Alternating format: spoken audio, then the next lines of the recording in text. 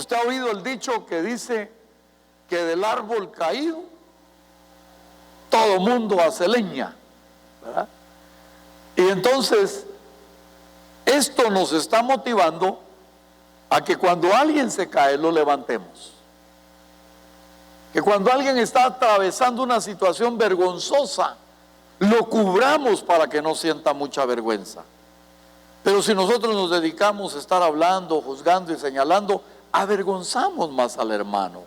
Y entonces eso nos debilita a todos. Y como dice también otro dicho por ahí, hoy por ti, mañana por mí. Entonces, ¿cuántas fallas y errores, ofensas y males cometemos todos los que estamos aquí? Pues hermano, qué lindo fuera que uno fuera varón perfecto y que nunca fallara, ¿verdad? Pero qué difícil es que a veces entendamos esa posición cuando nosotros fallamos. Porque ¿cuántos de nosotros no hemos ofendido de palabras o de hechos, o a veces incluso de pensamientos a otras personas? A veces inclusive a personas que uno ni conoce, ¿verdad? Como por ejemplo ahorita entró el gobernante nuevo, comenzó a gobernar y algunos ya están pensando mal. Entonces, hermano, el ser humano, cuando lo vemos en su magnitud, somos muy difíciles en ese sentido. Entonces, a medida que aumentan las presiones, el correr de la vida, el que nos lleva muchas veces a usted y a mí a estar estresados, porque cuando estamos estresados, hermano, contestamos mal. Por eso yo muchas veces me aparto, fíjese. Me tomo mis tiempos de apartarme porque quiero relajarme.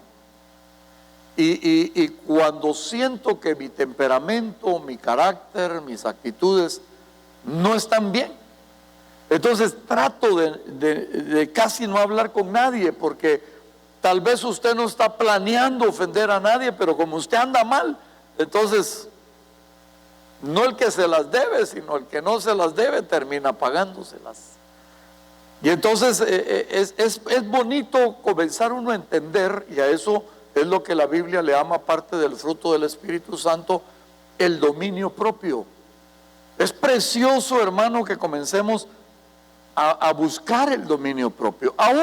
Aún en este país tan lleno de violencia, usted tiene que partir en su mente, y eso es lo que nos pide esta palabra este año, que los violentos, los agresivos, los duros sean otros, pero que usted sea tierno, apacible, amoroso. Que le digo una cosa, trae más recompensa en todo esto. Primera de Pedro capítulo 4, dice en el verso 7, mas el fin de todas las cosas se acerca. ¿Qué es lo que le estoy diciendo? Entonces la invitación que nos hace el apóstol es: sed pues sobrios y velad en oración. Es importante, hermanos, que oremos. Este ayuno de Daniel nos está fortaleciendo mucho en oración, ¿verdad?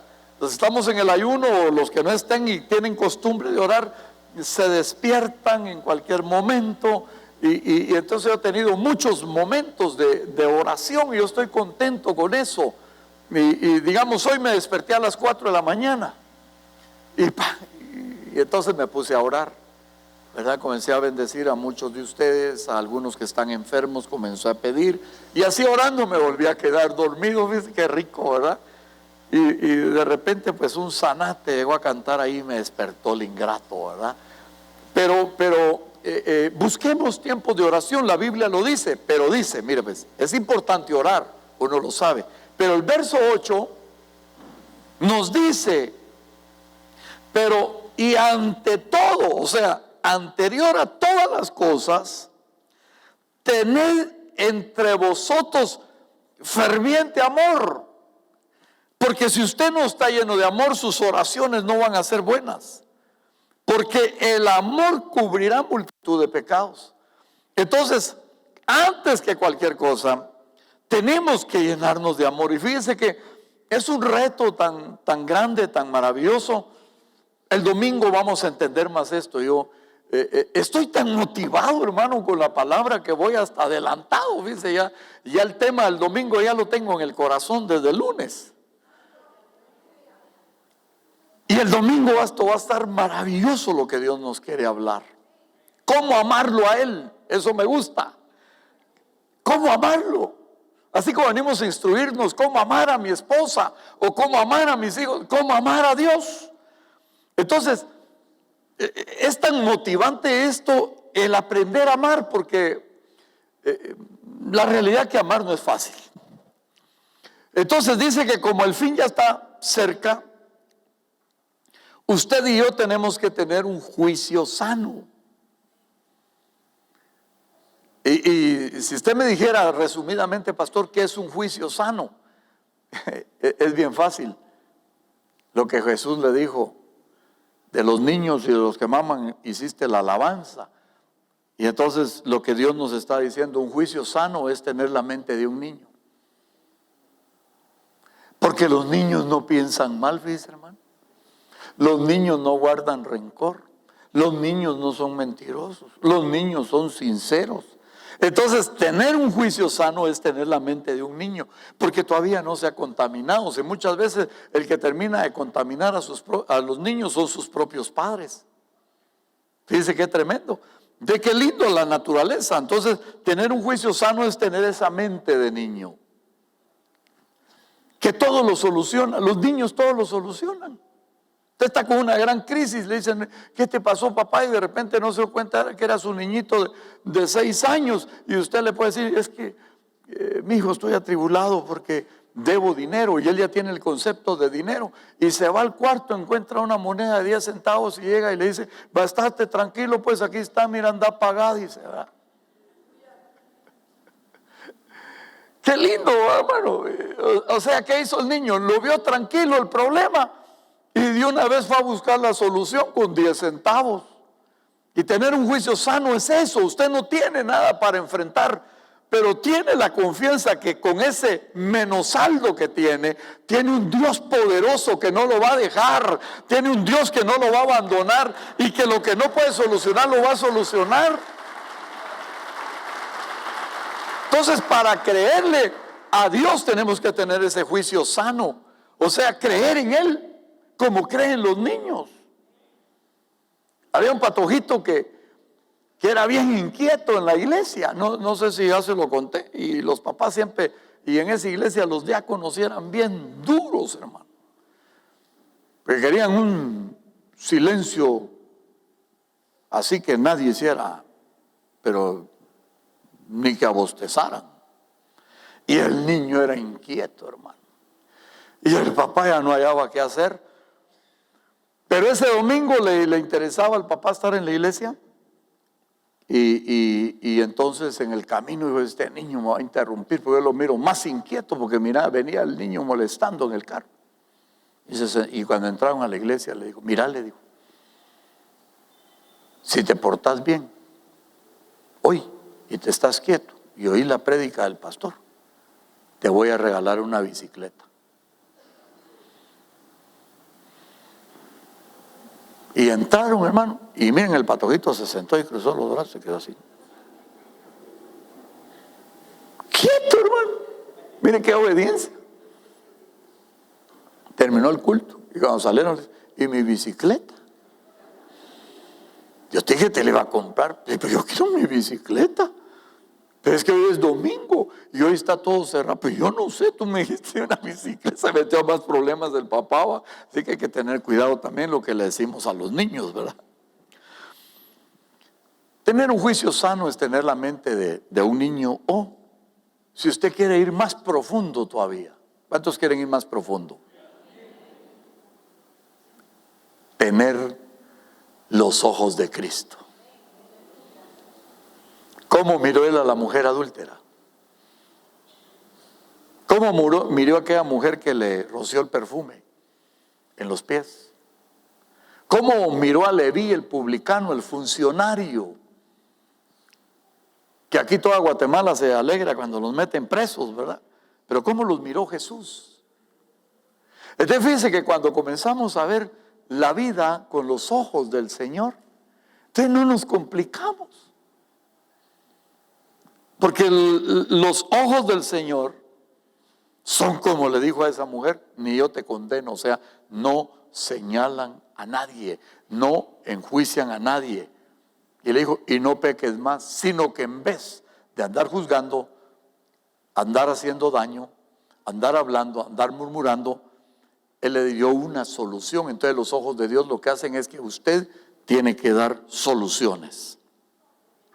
Así que orar sin cesar es bueno, pero sobre todo, dice, debemos de tener amor intenso unos por otros. ¿Comprenden ahora el verso? Hacia ahí, o sea, es profundo, porque ¿de qué me sirve que ore, que sea un campeón de oración, si no tengo amor? Entonces, Romanos capítulo 5, verso 12, dice: por tanto, como el pecado entró en el mundo por un hombre, y por el pecado la muerte, así la muerte pasó a todos los hombres, por cuanto todos pecaron. Volvemos a la carga. Usted falla, yo fallo, o mejor dicho, no hay ninguno en esta sala que no peque. ¿Por qué? Porque somos imperfectos. Eso nos hace caer en desobediencia. Entonces hemos heredado una conducta mala, o sea, hemos caído a heredar el pecado. Entonces, por eso es que todos erramos en el blanco. Todos nos equivocamos de una u otra manera. El asunto es que cuando usted se equivoca menos y falla menos, entonces ya cuando usted se equivoca menos y falla menos, ya le duele. Pero cuando usted se equivoca y se equivoca y se equivoca y se equivoca y sigue fallando, ya no le duele. ¿Me deja entender? O sea, todos fallamos, pero yo sí le voy a decir una cosa: no todos fallamos en la misma magnitud. Entonces, ¿qué tenemos que hacer? Revisar eso. Entonces, dentro de nosotros hay una propensión a ser envidiosos, a sentirnos provocados, a jactarnos, a no perdonar si nos ofenden, y cuantas cosas pueden haber, porque esas tendencias están en nuestro corazón. Y al venir a Cristo, eso ha sido nuestra batalla para ir cambiando y rompiendo con todo esto, para que nosotros no sigamos expresando dolor en palabras, en hechos o en pensamientos. Santiago capítulo 3, verso 2, dice: porque todos ofendemos. Dice que no dice pocas veces, ¿no? Dice muchas veces. ¿Y sabe por qué son muchas? Porque hay otras que están en la mente y no se da cuenta usted que lo están ofendiendo, ¿verdad? Yo, por ejemplo, puedo estar predicando aquí, hablando, diciendo algo, y ahí puede estar sentado alguien que pueda estar diciendo: ay, ya. Y a veces ni siquiera hace el gesto de hacer el movimiento o la mala mirada, sino que solo lo está pensando y se le da color. En el cielo hay quienes si no se aguantan, ¿verdad? Como cuando yo estaba casando a una pareja, creo que no me recuerdo bien si eran matrimonios múltiples, en aquel salón del templo que teníamos allá. Y entonces dentro del mensaje yo estaba hablando de esto del amor y que no era bueno pelear. Y entonces yo les dije: mire, pareciera que les va a ser difícil comprender esto, pero mi esposa y yo no peleamos. Dije yo. Y como había un montón de hermanos de la iglesia, aplaudieron, va. Y se siente uno en Chile, todos que su líder no pelea, ¿va? Pero cabal me miré a un don yo que hizo así.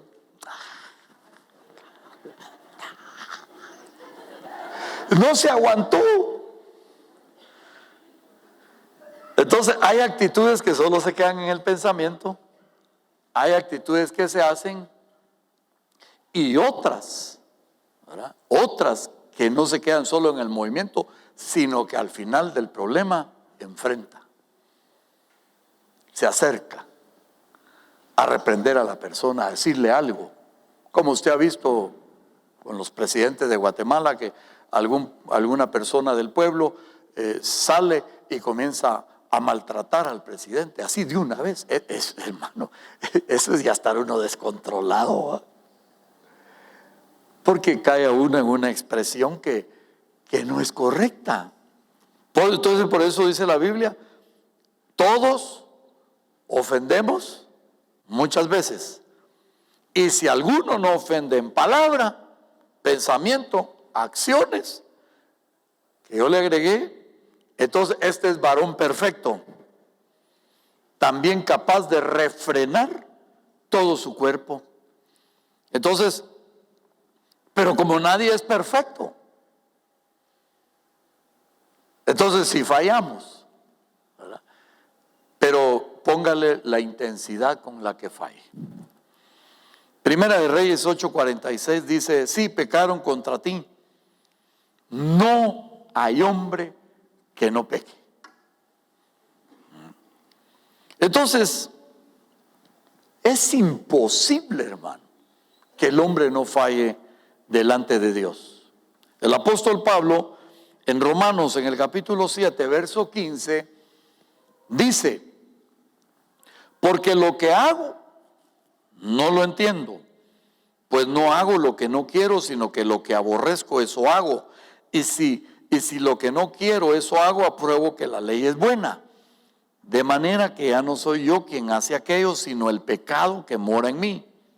Y yo sé que en mí, esto es, en mi carne, no mora el bien. Porque el querer el bien no está en mí, pero no el hacerlo. Está en mí, pero no el hacerlo. Porque no hago el bien que quiero, sino el mal que no quiero, eso hago.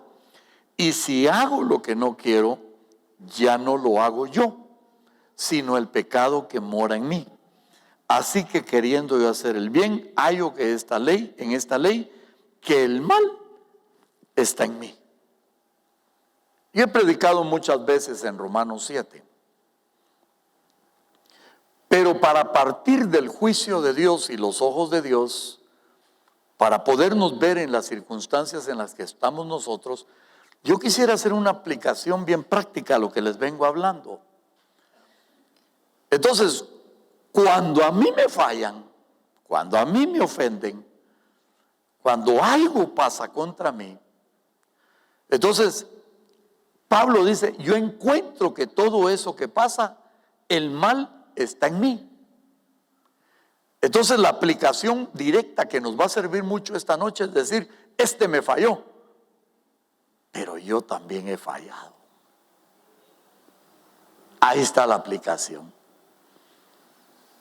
Yo te di mi palabra que no dijeras nada y lo dijiste, y ahí se rompió una gran amistad de mucho tiempo. Hermano, no lo juzgue aquí, perdone.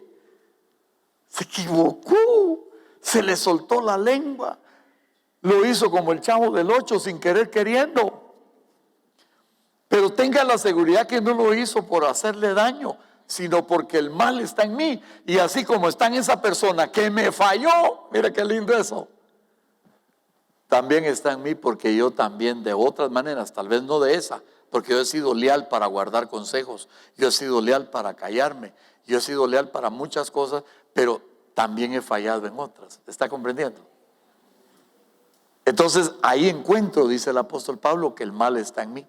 Entonces juzgar las cosas que me están haciendo daño, al juzgarla con los ojos de Dios, es que también entienda que yo fallo.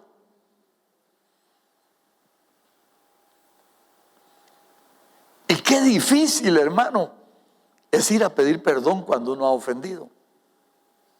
Y también qué difícil es perdonar al que nos viene a pedir perdón, porque uno está enojado. Entonces, ¿qué nos ayuda a ambos? Entender que el mal está en mí. Hoy fallé yo, perdóname. Solo faltaría decir, pero tú también has fallado. Pues no le puedo decir así, pues si no se agranda la cosa. Sino que no me lo tiene que decir nadie, sino que lo tengo que entender yo. Mire, hermano, con ese principio usted tiene un matrimonio feliz. Por eso es que le digo que yo con mi esposa no peleo. ¿Se equivoca? Claro que sí, pero la entiendo. ¿Y por qué la comprendo? ¿Por qué la perdono? ¿Por qué pasa algo? Porque yo he fallado y ella también me ha comprendido y me ha perdonado. Ahí está la clave. Para no discutir, para no entrar en situaciones difíciles. Aparte de que tenemos un pacto de que cuando yo la mire a ella con el delantal que no usa, para ejemplificarlo, que lo anda por un lado, digo yo, aquí murió alguien y salí corriendo. ¿Ah? Que mira que no sé qué, sí, mi hija, tenés razón, que aquí, con mucho gusto, mi cielo, que así es mi reina, tranquilo, tratando de aplacar la tempestad. Pero cuando yo ando también con la gorra como la usa el presidente Bukele, al revés, ella también hace lo mismo conmigo. Hoy amaneció el pastorcito enojado. Mejor por aquí, más vale el sabio ve el mal y se aparta. Entonces, mire qué lindo.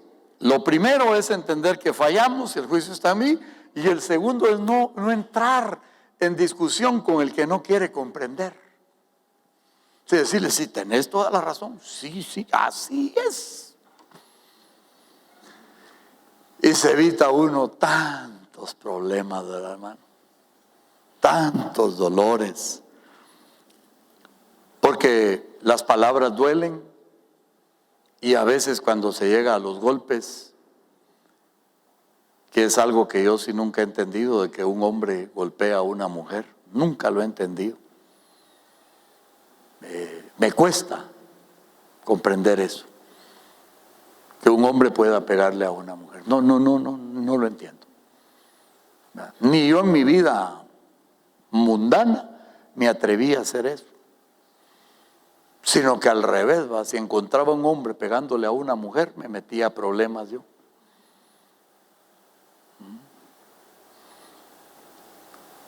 Pero hay que vivir en paz. Entonces el apóstol nos está enseñando que el problema no es quién es mejor,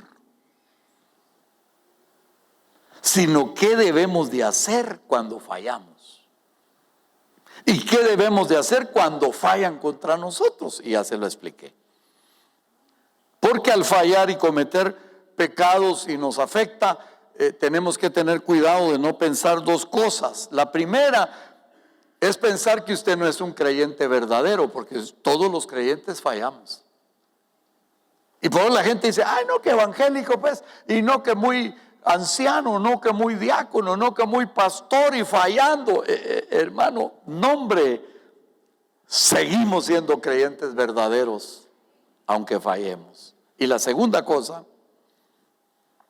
pero es que venir, pastor, hacia una iglesia donde me juzgan, me miran y hacen esto, yo miro a aquel hermano y aquel que hace aquello, y está con ese montón, mejor me voy a buscar otra. Hermano, solo que se vaya a Marte, donde no hay gente, o a la luna, ¿verdad?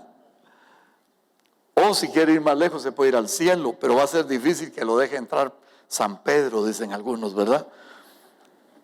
Donde los justos se están perfeccionando. Entonces, eso no soluciona nada. Eso es hacer un berrinche.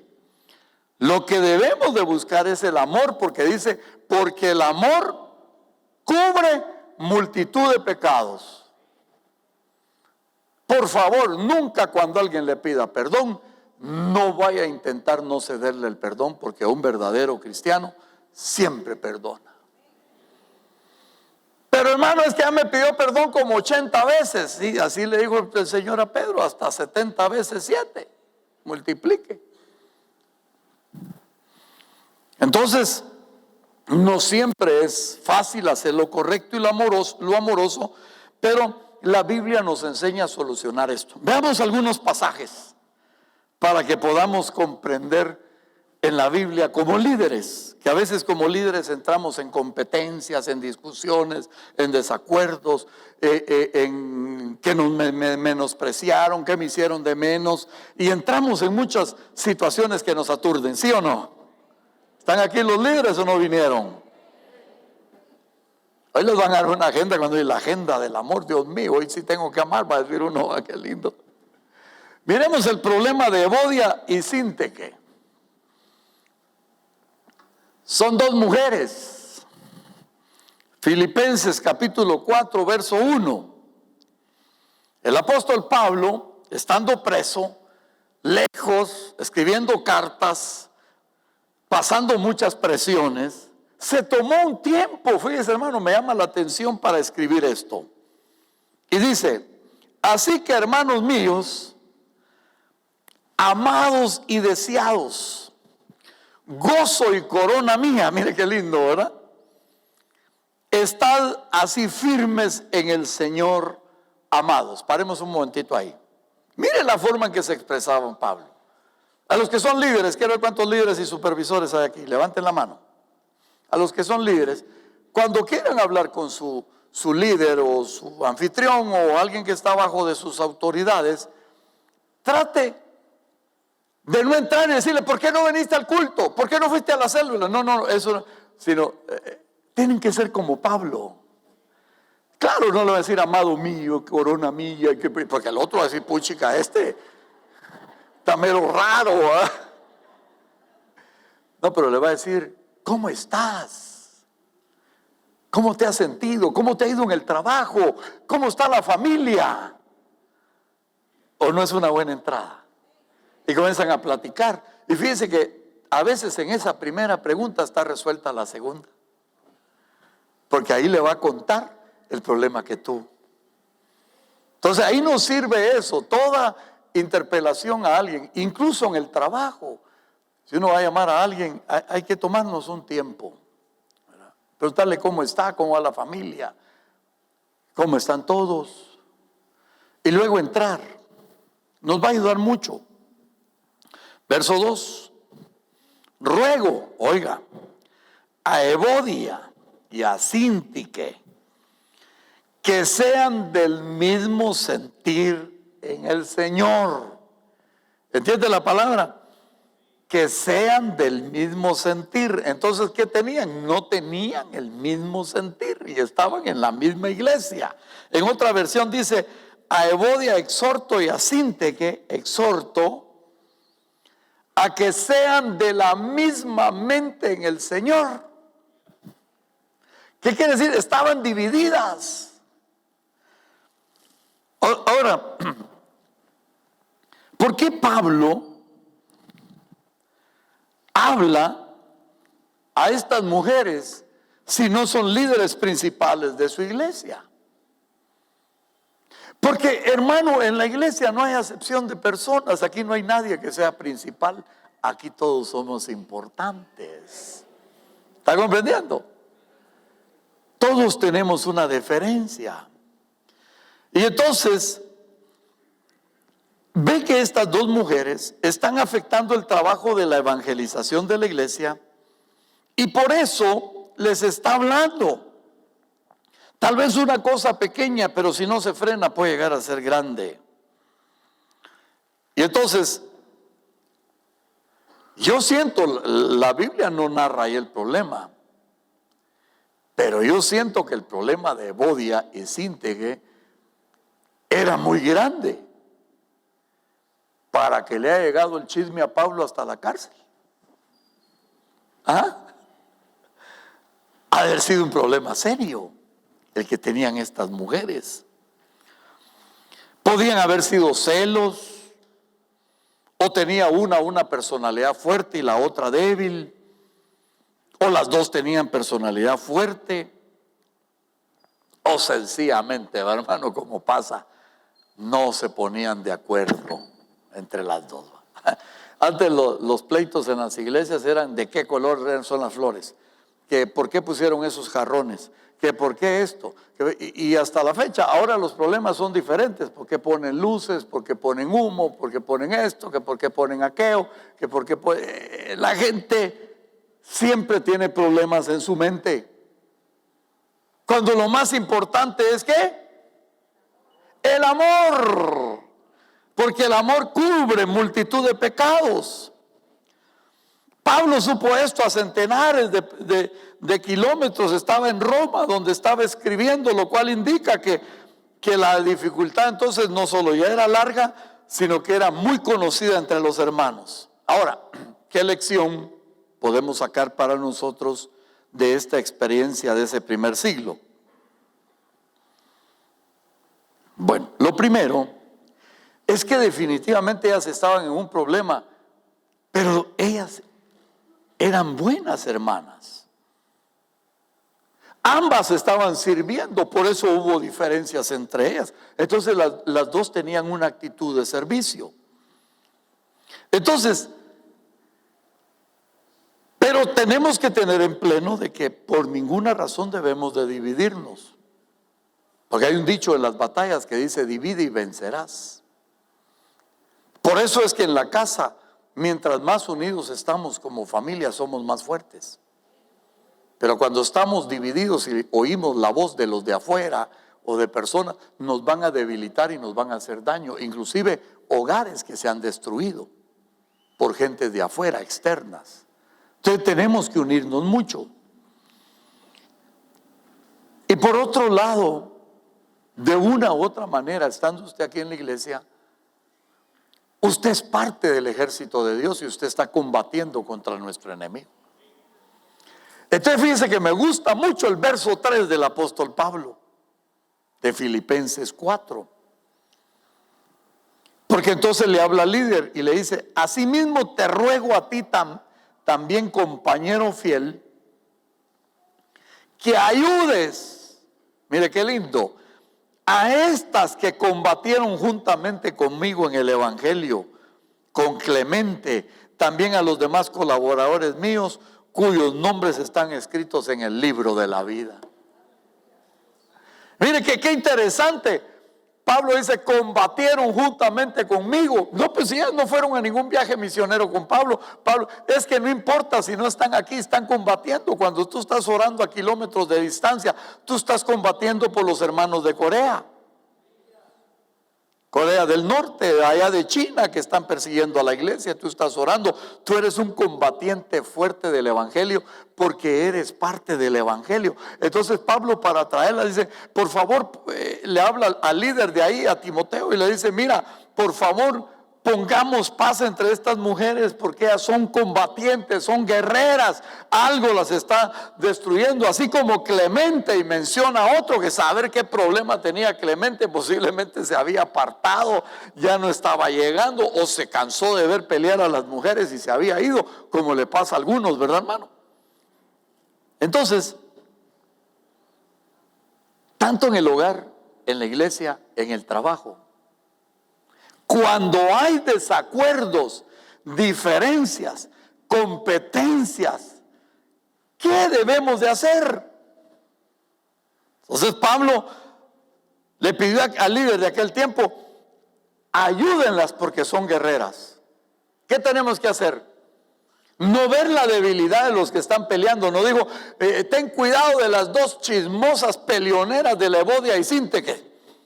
Le dijo: ayúdenlas porque son guerreras. ¿Qué hizo? Las piropeó, las exaltó, las posicionó. Entonces, en las dificultades, lo que nosotros tenemos que hacer es posicionar a otro. Mi jefe me está molestando, me está llevando, y yo le hago la resistencia, va a ir mal. Pero si él me está diciendo, yo le digo: excelente, no tenga, usted manda, como vio la película El Patrullero 777, ¿verdad? A la orden, jefe, decía, va. Rápido se cuadraba él a las órdenes, a todo mundo. Ahí estaba tirando un mensaje él, ¿verdad? En que si uno le sigue la corriente, le sigue el rumbo, pero en amor. Porque si lo hace con fingimiento, lo percibe la otra persona. que Pablo estaba diciendo que eran guerreras, no lo estaba diciendo con fingimiento. Él sabía de la persecución que había en esos tiempos. Él sabía de lo que arriesgaba la iglesia en esos tiempos. Y para que esas mujeres llegaran a las reuniones, no como venimos nosotros hoy tranquilamente, aunque hay delincuencia, ¿verdad? Pero en esos tiempos era delicadísimo, pero ellas llegaron, eran guerreras, eran esforzadas, tenían muchas cosas buenas. Entonces eso nos ayuda. Pero eso se dio entre dos miembros de la iglesia. Pero uno dice, no, pero el pastor ya es diferente, él ya es más maduro, el pastor tiene que ser más serio, mi supervisor tiene que ser diferente, yo apenas soy un líder, hermano, yo soy una ovejita, y uno se hace el chiquitito, ¿verdad? Pues le cuento que también hubieron problemas entre apóstoles, y todo por un mentado Juan Marcos en la Biblia, porque en aquel primer viaje que había hecho Juan Marcos con Pablo, como dice Hechos 13:13, Juan se retiró de ellos y se volvió a Jerusalén, donde vivía su madre María. Entonces vemos que Juan Marcos se dio media vuelta y se regresó. En Hechos 15:36 dice, después de algunos días, pasó el tiempo, Pablo y Bernabé, sobre todo volvamos y visitemos a los hermanos en cada una de las ciudades en las cuales publicamos la palabra de Jehová, para ver cómo están.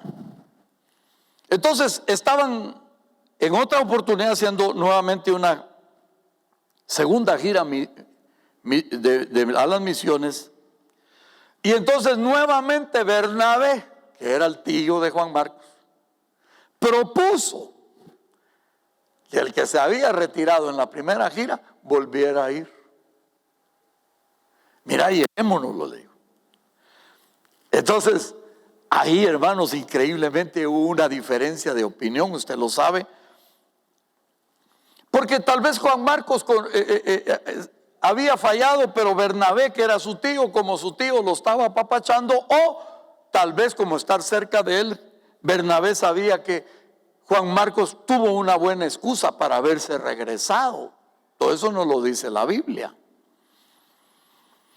Pero a Pablo no le pareció que fuera. Y entonces fíjense, hermano, mire qué tremendo. Hechos 15:39 y 40 dice, con esto ocurrió, oiga lo que ocurrió, un estallido de cólera. Se puso seria la cosa, de modo que se separaron el uno y el otro. Y entonces Bernabé tomó consigo a Marcos y se embarcó para Chipre, y Pablo eligió a Silas y se fue después. Hay un agarrón, como pasa en las casas, ¿verdad? No se pone de acuerdo papá y mamá, y el papá agarra para allá y la mamá para allá, y yo me llevo este patojo y vos llevate el otro. Y nos separamos. ¿Pasa o no pasa en las casas? ¿Verdad? Entonces ahí se estaba dando eso. Ahora, si usted hubiera estado ahí y ve a los apóstoles tener ese estallido de cólera, ¿qué hubiera pensado? ¿Qué hubiera dicho usted? ¿Aló? Ay, si estos son los apóstoles, estamos fritos. Pienso lo que usted pensaría, pues. ¿O no? O usted diría, Pablo tiene razón. U otros dirían, Bernabé tiene razón, ese hombre es de amor, el otro es colérico, porque así nos ponemos a hacer muchos juicios. Pero fíjese, hermano, que la acción de separarse fue buena. Porque es mejor separarse que estar peleando. El sabio ve el mal y se aparta. Y se hubieran estorbado en el viaje. Y entonces, eso hubiera sido serio en ese momento de separación. Cuando yo fui bautizado en lenguas en la iglesia presbiteriana, ahí me habían enseñado que las lenguas no existían. Y a mí el Señor me bautizó haciendo una liberación. Comencé a hablar en lenguas. Y comencé a hablar y hablar y hablar. Y hermano, no paraba yo de hablar. Y entonces en la iglesia presbiteriana tenían la costumbre que se ponen de pie, hermanos, vamos a orar. Todos calladitos. Y el que pasaba adelante, solo él oraba, todos calladitos. Se miraban bonitos. Y hermanos, orando el que presidía, iba atrás hablando en lenguas, hermano, pero hasta así me hacía. Como acababa de ser bautizado, no dominaba bien el domba. Y eso creó un montón de problemas dentro de la iglesia. Y uno de ellos fue que al final de las cansadas, porque yo seguía hablando en lenguas, la esposa de mi pastor pasó y comenzó a hablar como algunos se burlan, ¿va? Digamos, por decir así, Rambo, saca la bazooka, Rango, saca la bazooka, sangre, y comenzó a inventarse un montón de lenguas ahí arriba. Dijo, ¿vieron? Esas jerigonzas del diablo, cualquiera las puede hablar. Y entonces, hermano, a mí me dio vuelta de gato el corazón. Pero me dio vuelta. Y me fui bien compungido. Y el domingo, estando en el culto, estoy orando mucho. Hablé en lenguas hacia adentro. Y al final del culto me reuní con mi pastor. Y le dije, hermano, me voy a ir de la iglesia. Entonces me dijo, ¿y a dónde se va a ir? Pues no sé todavía a dónde pero me voy a ir porque, ¿cuál es la razón por la que se va? Porque yo estoy hablando en lenguas. Y usted, mi maestro, me enseñó que no hay lenguas. Y mire, de verdad se lo digo, pastor, yo cuando siento me borbotea el fuego en la boca y me hace la lengua y comienzo a hablar. Y entonces me dijo, pues hermano, háblelas. De veras, dije yo bien contento, háblelas. Pero no aquí en la iglesia, en su casa.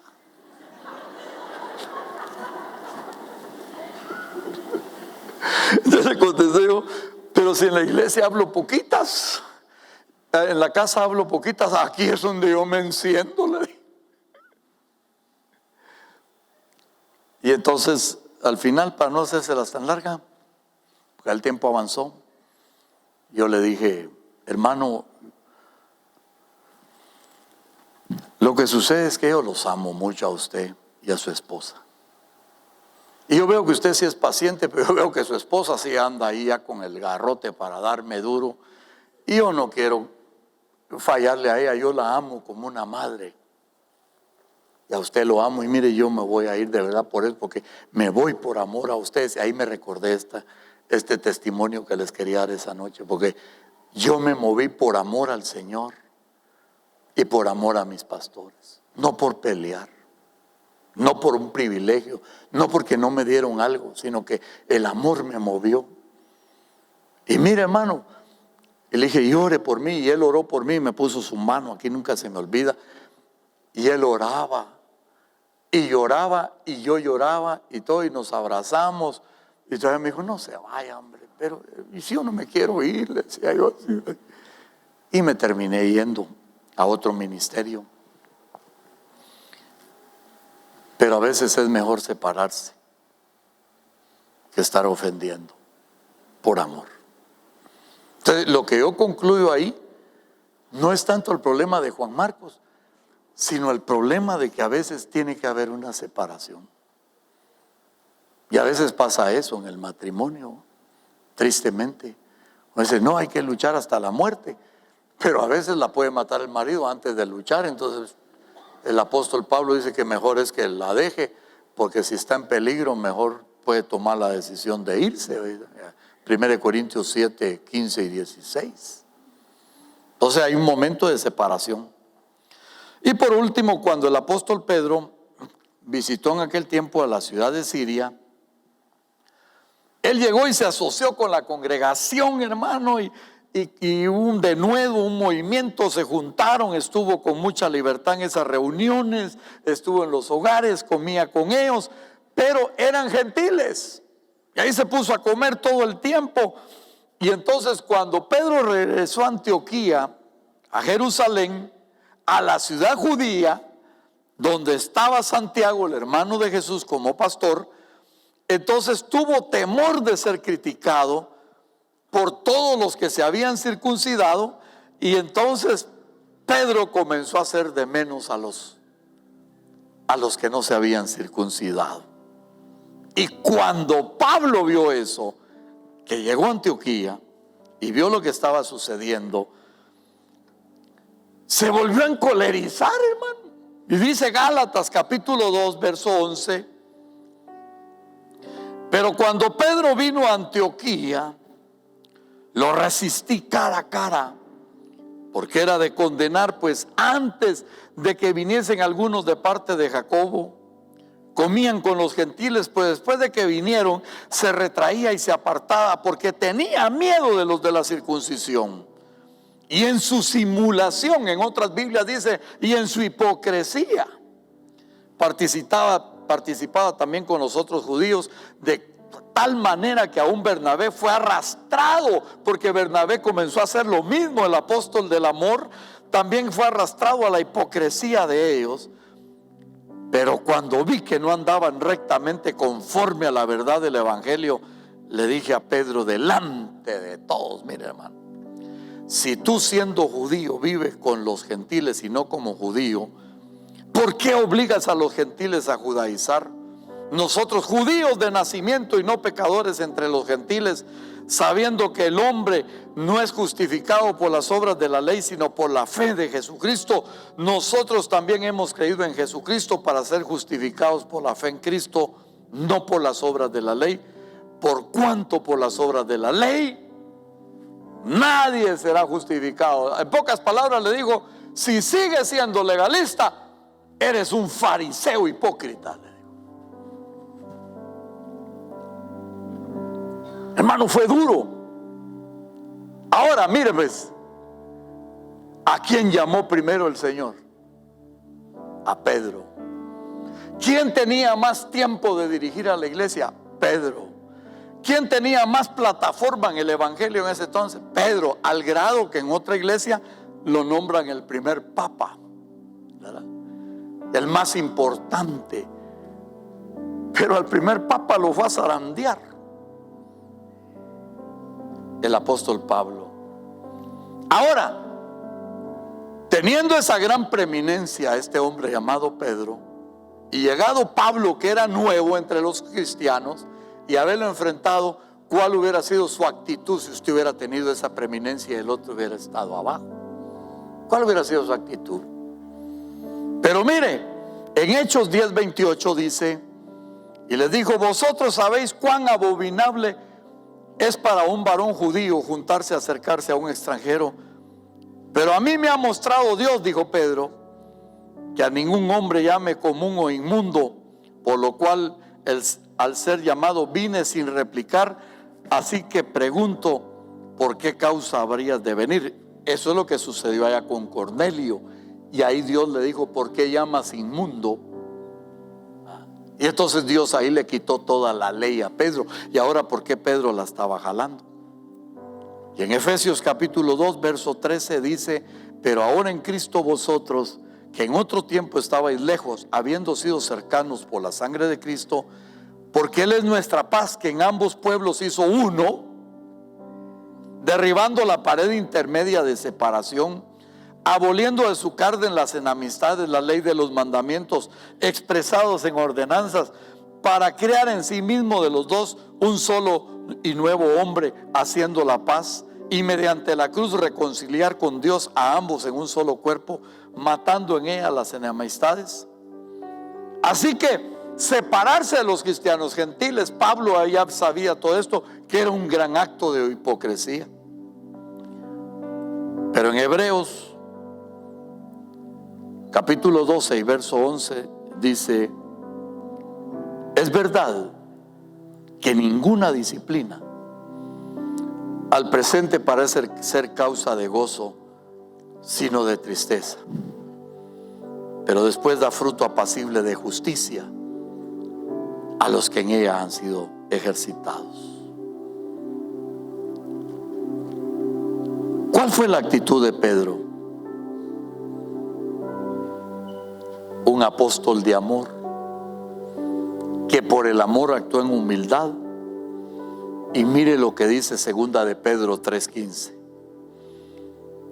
Consideren la paciencia de nuestro Señor como salvación, así como también nuestro amado hermano Pablo, según la sabiduría que le fue dada, y les escribió. ¿Cómo terminó Pedro?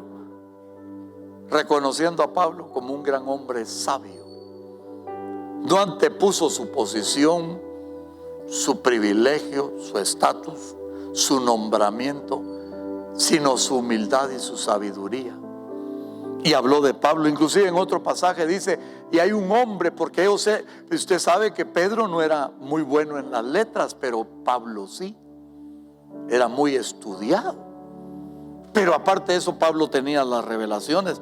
Y Pedro dice: hay un hombre entre nosotros, refiriéndose a Pablo, que nos es difícil de entender, pero la sabiduría que él tiene no es de este siglo, sino que del otro. Entonces, hermano, se arregló la dificultad entre Pedro y Pablo. Segunda de Timoteo dice en el capítulo 4 verso 11, ya Pablo dice: no solo Lucas está conmigo, toma a Marcos y tráelo. Oh, apareció Juan Marcos, porque me es útil para servir. O sea que Pablo no echó a Juan Marcos, lo confrontó, pero lo volvió a tomar. Colosenses capítulo 4 verso 10 dice: Aristarco, mi compañero de prisiones, os saluda, y Marcos, el sobrino de Bernabé, acerca del cual habéis recibido mandamientos, si fuere a vosotros, recibidles. Porque iban con toda la autoridad, porque ahora Juan Marcos había crecido espiritualmente y ahora era más útil. Entonces es razonable que Evodia y Síntique también zanjaron sus desacuerdos. Pablo, Pedro y Bernabé y Juan Marcos también. Y por eso, hermanos, la Biblia dice que debemos de estar acompañados de amor entre hermanos. Termino con esto. Primera de Juan capítulo 4 verso 20. Si alguno dice: yo amo a Dios, y aborrece a su hermano, es mentiroso. Pues el que no ama a su hermano, a quien no ha visto, ¿cómo puede amar a Dios a quien no ha visto? Nosotros tenemos este mandamiento de Él: el que ama a Dios, ame a su hermano. Su esposo es su hermano, su esposa es su hermano, su hijo es su hermano. Y si su jefe es cristiano, es su hermano. Y si el presidente es cristiano, es su hermano. Si el policía es cristiano, es su hermano. Ame a su hermano. Porque si no puede amar a su hermano, ¿cómo va a poder amar al prójimo? Pongámonos de pie. ¿Verdad que es linda la expresión de amor en la Biblia? Nos da tantas salidas, tanta instrucción. Padre, como líderes esta noche nos ponemos aquí para que nos llenes del amor, y hoy queremos quitar ese muro de diferencias que hay en la iglesia, que hay en el hogar, que nos ayudes a entrar en esa inspiración divina, Señor, de entender que queremos hacer las cosas mejor, que queremos aprender a amar porque yo te amo, Dios. Y como dice tu palabra, el que no ama a su hermano, ¿cómo puede decir que ama a Dios? Extienda su mano hacia los lados si tiene hermanos y tóquelos y ore por ellos. En el amor de Dios comienza a expresar una oración y diga: Señor, bendice a mi hermano al cual yo amo, al cual yo bendigo, al cual yo lleno de tu gloria y de tu bendición. Y si usted tuvo problemas con algún hermano en otra iglesia, en otro lugar o aquí mismo, dígale: Señor, perdóname y prepara mi corazón para arreglar toda circunstancia, toda falta, porque el amor es lo más grande que debemos de tener. Llénanos de amor, Señor Jesús, porque el amor cubre multitud de pecados. Amén y amén. Dios los bendiga, amados hermanos.